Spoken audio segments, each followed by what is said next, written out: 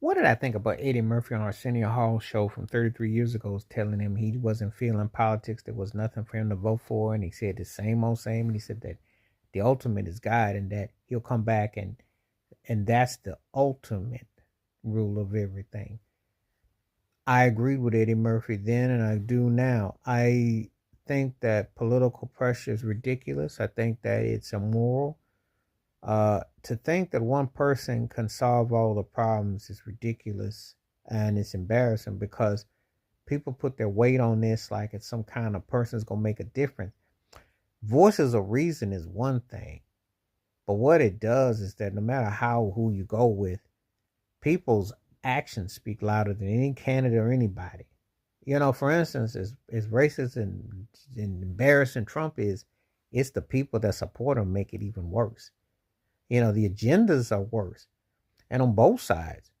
Somebody thinks there's some Democrat Party people talking about how liberal and open minded they are. Well, how open are you? Are you gonna come up and talk about reparations? Are you gonna talk about the legalized genocide, police brutality against black folks? Are you gonna come out and talk about how reparations should be long overdue? That in neighborhoods there should be no gentrification shouldn't happen because of a storm or earthquake or hurricane. It should be there when the people are there. They should have the best accommodations. When you live in an area that is considered environmentally racism, that is known, that is something that is very sad. That should never happen on a so-called place, the land of the free. It shouldn't be that way. When you find a place is a toxic dump.